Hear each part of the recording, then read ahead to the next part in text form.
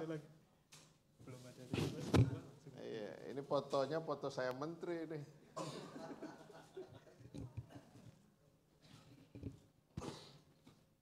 Tes. Udah siap teman-teman atau masih? Oh, oke.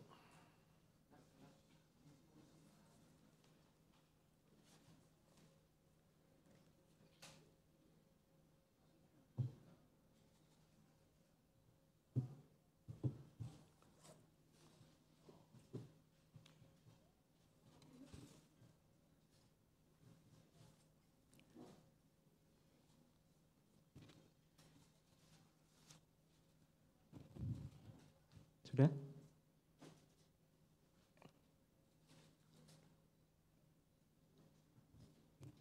Sudah teman-teman? Oke ya, sudah ya. Assalamualaikum warahmatullahi wabarakatuh. Selamat siang rekan-rekan media yang kita hormati. Perkenalkan, saya Bandung Saputra, tim Media Officer Timnas Indonesia U17.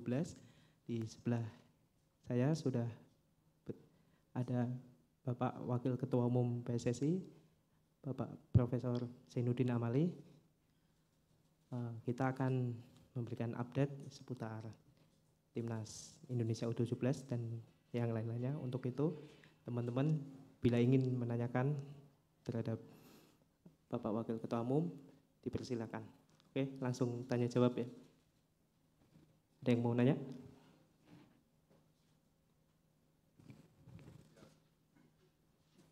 Ya. Oke. Nama dan media ya Mas. Kayaknya nggak ada yang mau mulai, Pak Zainuddin Amali, saya duluan. Saya Asrofi dari Radio El Sinta. Pertanyaan pertama adalah soal kondisi terkini Timnas Indonesia, apakah sudah siap untuk menghadapi laga besok kontra Panama. Yang kedua adalah soal dengan Panama yang notabene tim juru kunci, namun bisa saja membuat ibaratnya kayak bahasanya tuh bikin kejutan. Kalau dari PSSI apa yang diamanatkan kepada tim kepelatihan? Terima kasih. Langsung ya. Baik, terima kasih. Assalamualaikum warahmatullahi wabarakatuh. Selamat siang, salam sejahtera buat kita semua. Om Swastiastu, Namo Buddhaya, salam kebajikan. Pertama, terima kasih teman-teman para jurnalis dari berbagai media. Saya sudah diundang ke tempat ini. Ya, kebetulan kemarin pagi anak-anak timnas itu dikunjungi oleh salah satu bintang Eropa, Raja Nainggolan. Raja Nainggolan mengunjungi anak-anak, memberi semangat. Ya, satu yang disampaikan oleh Raja Nainggolan, seperti pertanyaan Asrofi tadi, di sepak bola apa saja mungkin. Ya, di sepak bola apa saja mungkin. Awal mungkin di antara kita memperkirakan pasti laga pertama Brazil akan menang, Argentina akan menang. Ternyata tidak. Sehingga ucapan Raja Nainggolan ke anak-anak itu dicamkan betul oleh mereka, apa saja bisa terjadi. Prediksi banyak orang pasti kita akan kemasukan banyak gol pada pertandingan perdana lawan Ekuador. Tapi alhamdulillah ternyata tidak juga. Jadi mental anak-anak sudah kita persiapkan, semua lawan itu sama. Apakah kualitas di atas atau di bawah, itu tidak boleh dibedakan. Kuncinya adalah anak-anak harus bisa mempersiapkan diri dengan sebaik-baiknya dan fokus konsentrasi kepada tugas yang diberikan oleh pelatih. Jadi itu alhamdulillah tadi habis makan siang saya ketemu mereka dengan riang gembira ya. Dan kita ini dilengkapi dengan juga selain pelatih, tim pelatih ya, Coach Bima Sakti, kemudian ada penasehatnya Direktur Teknik Coach Indra Sapri yang kemarin sudah dengan teman-teman, kemudian ada Coach Frank dari Jerman ya. Selain itu kita juga ada psikolog. Karena ini anak-anak usia 17. Tentu berbeda kalau dengan U23 apalagi sudah senior. Sehingga kita pantau dari hari ke hari perkembangan mereka, baik secara fisik maupun mental. Tadi habis makan siang, semua enjoy, gak ada beban, dan bahkan oleh psikolog saya minta untuk melihat kira-kira ada nggak yang cemas, ada nggak yang ternyata enggak. Mereka sangat santai, fokus. Mungkin karena kemarin sudah mendapatkan petuah-petuah dari Raja Nenggolan, jadi mereka ini. Jadi insya Allah Rofi, teman-teman semua anak-anak mohon doanya, mudah-mudahan mereka sudah mulai terbiasa. Kan memang kita lihat waktu di pertandingan awal kan, beberapa menit awal lihat ada penonton dan sebagainya, pasti itu akan berpengaruh kepada mental mereka. Tapi lama-lama mereka bisa menguasai keadaan, dan Coach Bima Sakti memberikan instruksi dengan baik dari pinggir lapangan, dan ya syukur kita seperti yang kita tahu anak-anak bisa main seperti itu. Itu kira-kira. Baik, Bapak. Boleh nambahin dikit Pak Zainuddin Amali? Kan, boleh, ya. banyak juga nggak dilarang. Boleh kalau yang lain, nanti mohon maaf kalau saya agak banyak. Oke. Kalau di sosial media kan kita lihat banyak sekali bully ke anak-anak. Apakah itu juga diantisipasi oleh PSSI? Kemudian apakah anak-anak juga tahu bahwa mereka juga ada sebagian kelompok masyarakat kita yang justru membuli mereka dengan penampilan mereka yang pertama kemarin. Yang kedua adalah hasil imbang 1-1 kan bisa jadi menjadi ibaratnya pengatrol semangat. Anak-anak merasa termotivasi nggak dengan hasil, karena ngelawan Ekuador kan katanya adalah tim terkuat di grup A. Iya, jadi ini sekali lagi saya mau, jadi mereka kemarin itu nanya ke Raja, bagaimana mengatasi tekanan. Ditanya ke Raja. Tipsnya adalah kalian jangan hiraukan itu. Ada yang kalian tidak suka nggak usah baca. Nah, itu. Jadi anak-anak kan saya tanya, gimana? Oh itu dibully di apa? Enggak Pak, ini mendewasakan kami. Itu jawabannya mereka. Ini mendewasakan kami, ya namanya juga main bola. Ada yang suka, ada yang nggak suka dengan mainan kami, dan kami memahami keinginan publik, ya kira-kira kalau bahasa kita ekspektasi publik itu sangat sangat besar, karena ini kan pertama ada tim nasional yang main di Piala Dunia, walaupun ini hanya U17. Tapi kan juga mereka terhibur dengan ada gol pertama di Piala Dunia yang bisa dicetak oleh tim nasional Indonesia. Jadi secara mental insya Allah kita begitu ada perubahan sedikit, misalnya dia agak diam dan lain sebagainya, langsung kita tangani kan psikolog. Ya, dan ya kita lengkaplah peralatannya untuk menangani itu, bahkan untuk tingkat kecemasan seseorang tuh ada alat untuk mengukur itu. Jadi kita lihat ya kayak dulu ingat awal-awal COVID ada rapid test kan gitu, kan ada itunya. Ini juga kita ada sehingga kita bisa pastikan anak-anak insya Allah, apalagi kan main di daerah di negara sendiri. Jadi hasil satu-satu ya itu menjadi penyemangat mereka, karena perkiraan banyak orang, ya mungkin termasuk teman-teman jurnalis juga, oh ini pasti akan kalah, tapi hasilnya alhamdulillah. Nah itu yang mereka buat sebagai modal untuk semangat. Apalagi kalau kita lihat di peringkat senior kan jauh sekali. Ekuador itu kalau nggak salah 39 ya? Ya 30-an lah, kita 140-an, jauh. Bisa imbang 1-1 aja udah luar biasa. Jadi itu saya kira buat anak-anak yang seusia mereka itu juga jadi motivasi. Baik Bapak, ada lagi yang mau bertanya? Ya, silakan. Ya, ini Mas ya, yang depan. Selamat sore Bapak Zainuddin Amali, saya Ibnu dari video Pak. Ya. Ada yang mau saya tanyakan Pak, dari tadi kan kita ngebahas tentang mental anak-anak nih Pak. Kalau dari secara mental oke lah, kita di negara sendiri kita harus kuat. Tapi kalau untuk secara fisik anak-anak Garuda Muda kita itu seperti apa Pak? Terima kasih.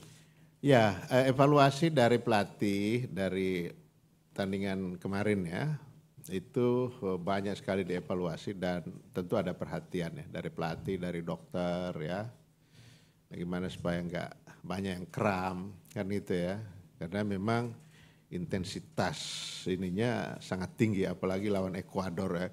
Nggak ada capeknya kelihatan kan kemarin nih. Waduh, luar biasa. Nah, itu juga jadi concern Coach Bima dan teman-teman, dokter juga.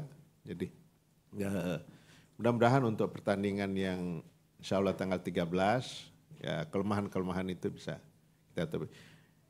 Fisik, teknik, mental itu yang difokuskan untuk di recovery dan diperbaiki, ditutupi mana yang kurang-kurang. Oke. Ada Satu lagi boleh? Gak apa-apa. Satu lagi boleh? Iya gak apa-apa. Udah. Saya kita latihan jam berapa?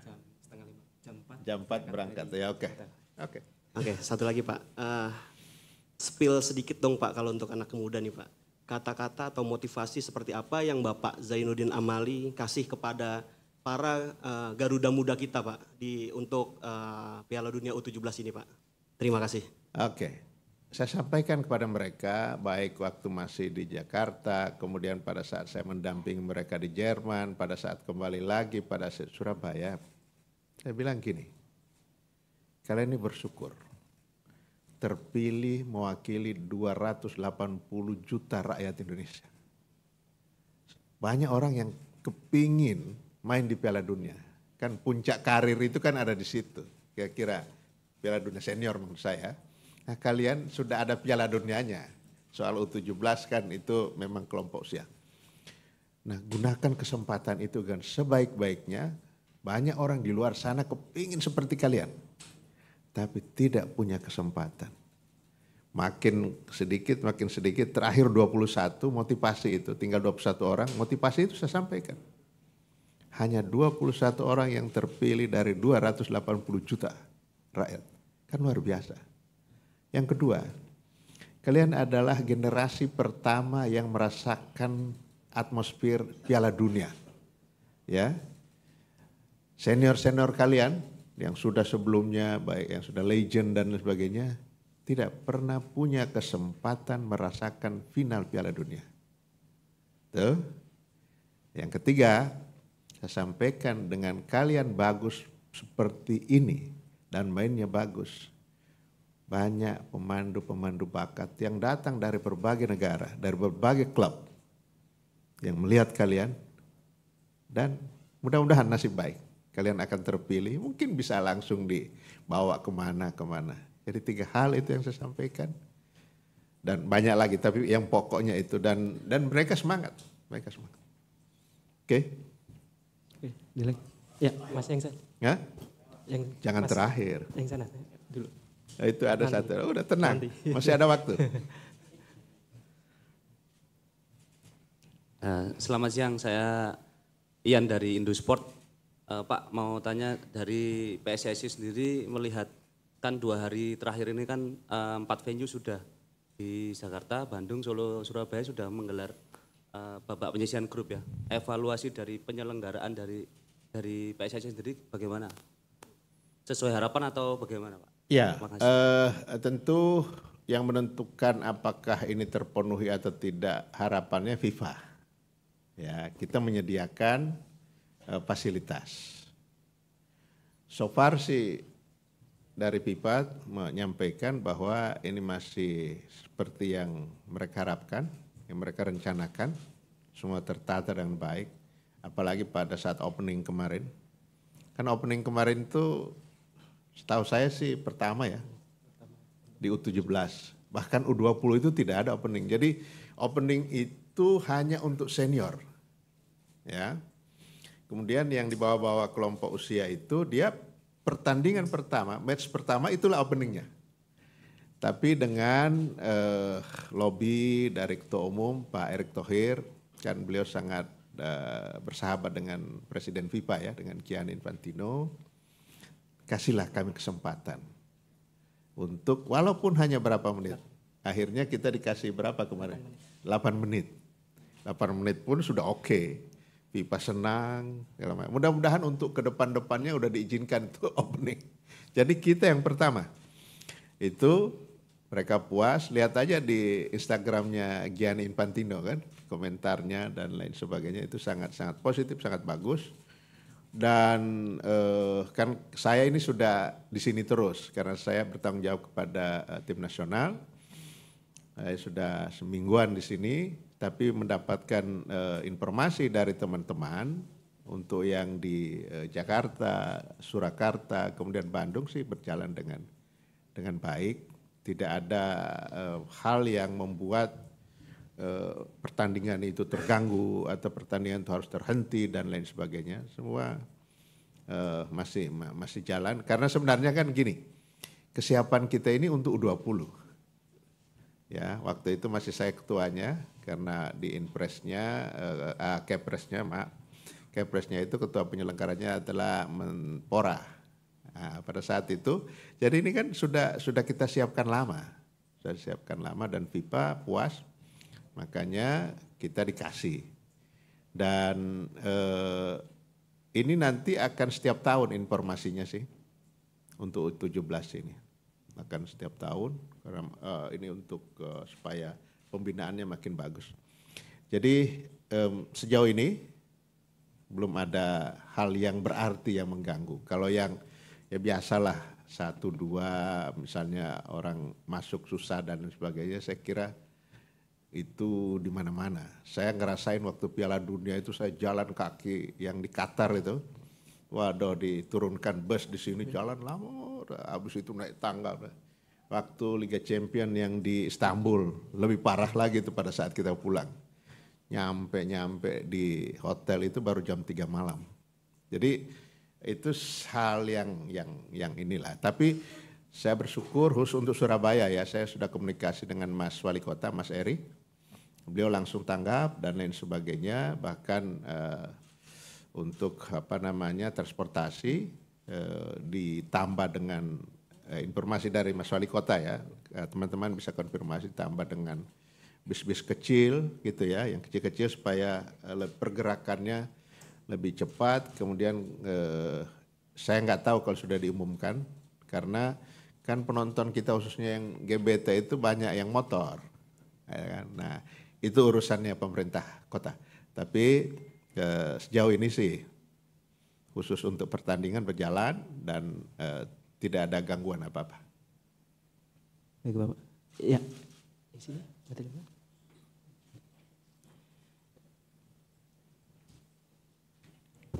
Saya Hanif, wartawan Antara, Pak Waketum.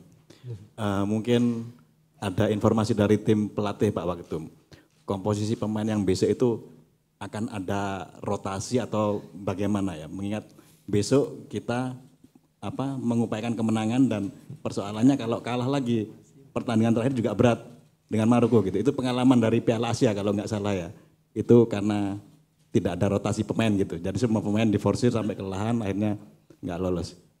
Mungkin ada informasi itu. Jadi kesiapan seluruh pemain untuk bermain itu seperti apa sebenarnya Pak Waketum? Ya, jadi kami dari federasi, dari PSSI menyerahkan sepenuhnya kepada pelatih kepala, Coach Bima Sakti dan tim pelatih. Tentu dia berdiskusi dengan teman-teman pelatih, kemudian dengan Coach Indra Sapri, dengan Coach Frank, dengan dokter, dengan psikolog dan sebagainya. Pasti yang akan turunkan adalah mereka yang paling siap. Kalau siap sih semuanya siap. Nah tentang susunannya nanti tunggu aja besok. Karena saya bukan pelatih, itu saya melanggar. Ya itu areanya pelatih. Kita memfasilitasi saja. Jadi pelatih pasti mendengarkan berbagai masukan, termasuk dari publik ya. Itu dan apalagi penonton kita kan ya kemarin aja ganti. Tapi kita percaya kepada Coach Bima Sakti. Percaya saja pilihan dan strategi yang beliau terapkan adalah pasti yang terbaik. Karena Coach Bima Sakti ini bersama anak-anak sejak AFF 2022 ya, yang kita juara U16 di Jogja.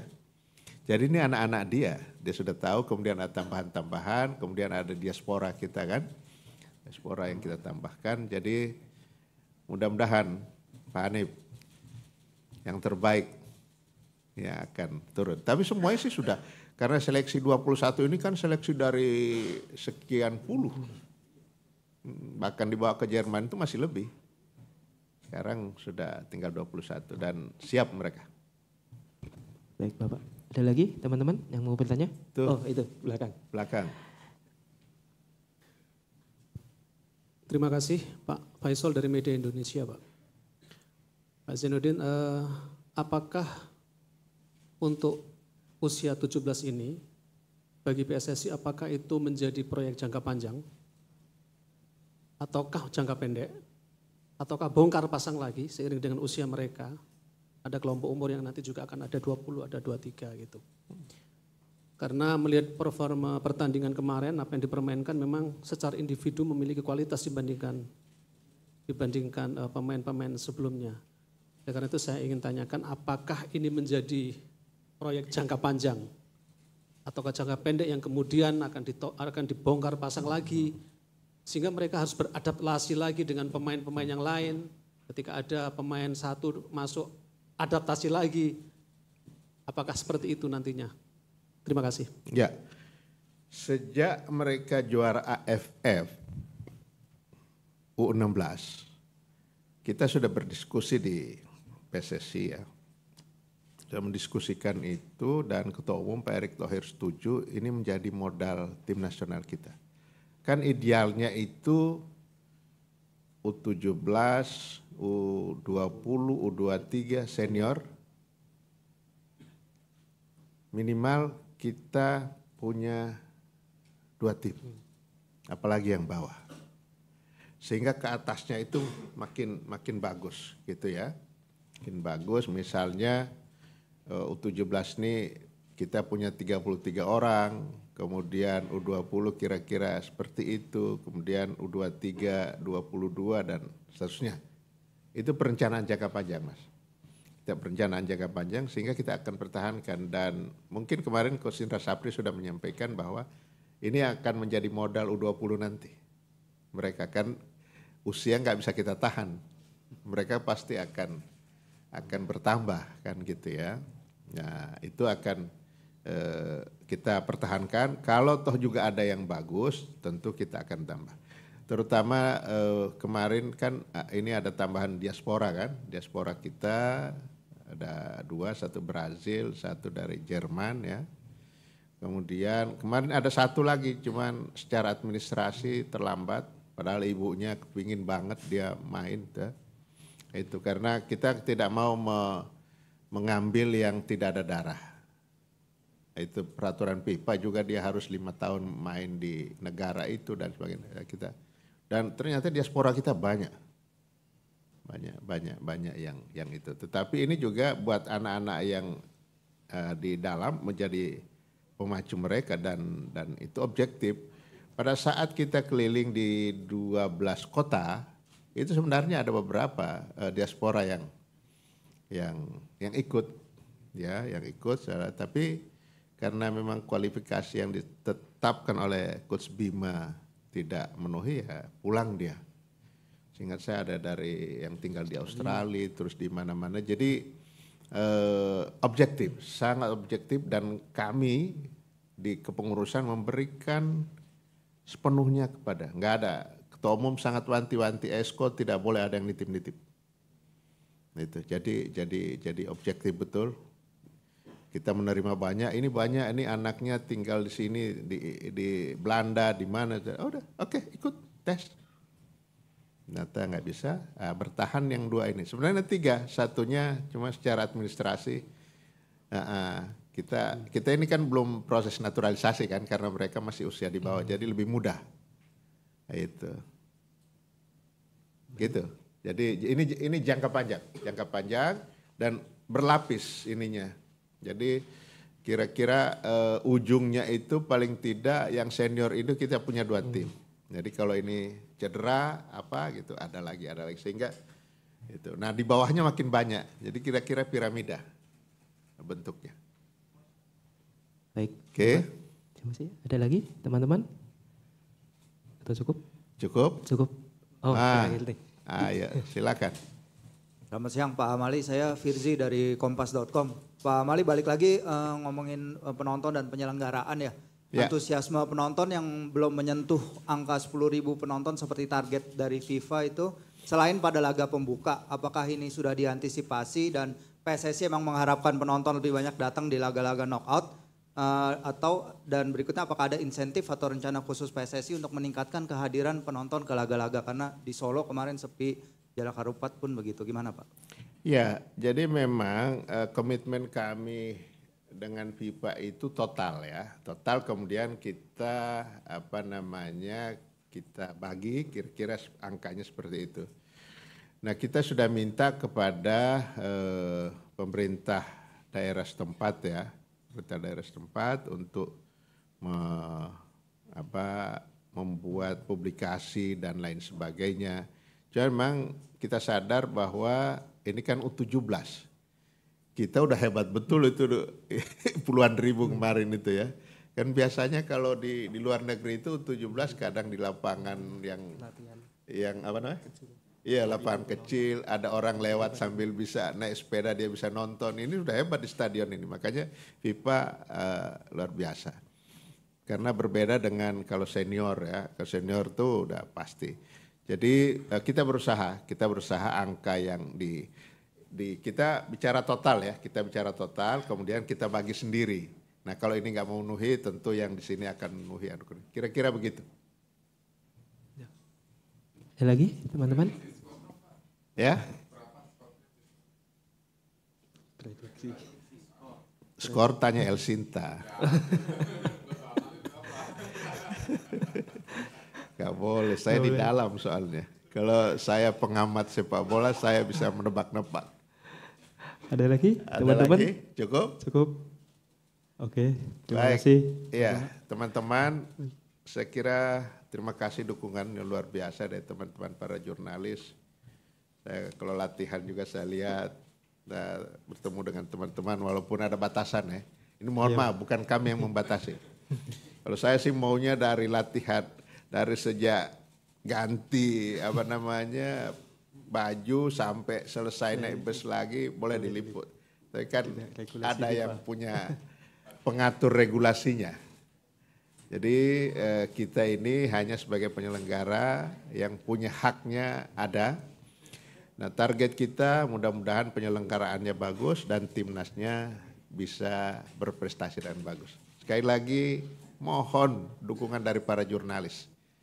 Tanpa dukungan dari teman-teman, nggak ada yang tahu ini Piala Dunia ini. Ya, terima kasih dan mohon doa. Terima kasih. Amin. Assalamualaikum warahmatullahi wabarakatuh. Amin. Waalaikumsalam. Terima kasih teman-teman. Sampai ketemu di kembali.